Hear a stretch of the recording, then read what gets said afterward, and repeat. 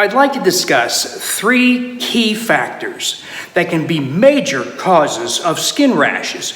So let's put aside the local causes, the external causes like allergic exposures, contact dermatitis, those kinds of things. Let's talk about much more common rashes like eczema, psoriasis, rosacea, etc.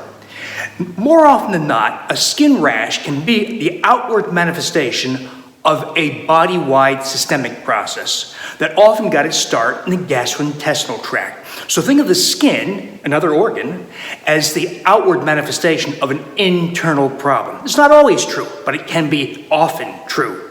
In the wheat belly and undoctored lifestyles where we eliminate all wheat and grains, 100% elimination of all wheat and grains, I am astounded over and over and over again how many of these rashes recede or go away. It's very, very frequent. 200 varieties of rashes have been associated with wheat and grain consumption. Not to say all 200 in every case are caused by wheat and grains, but many of them are.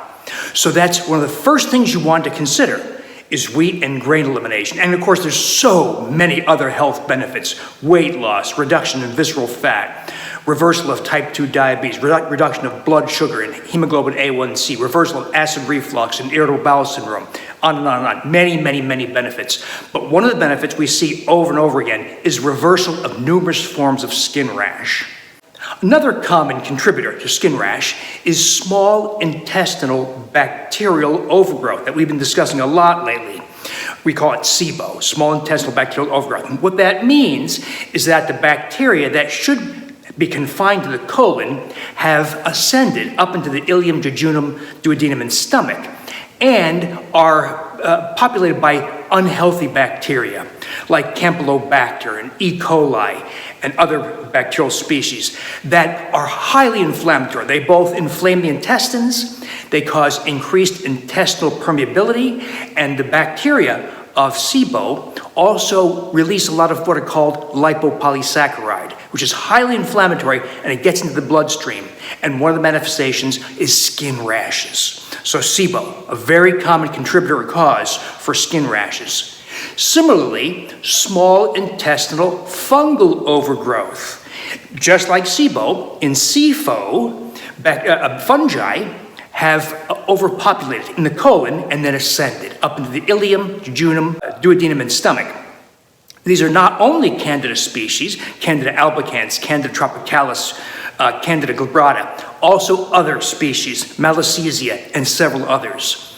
Typically, there's several different species of fungi, and the same kind of process. They have ascended, and they cause body-wide inflammation, including that on the skin. So consider these 3 things if you have any kind of skin rash, because some of your health problems may not end at skin rash. If you allow these factors to persist in your life, grain consumption, SIBO, SIFO, they have long-term other health consequences. Unaddressed SIBO, for instance, can lead to diverticular disease, metabolic derangements like diabetes, depression, anxiety, and other mind and emotional effects, colon cancer. So these are not things you want to ignore.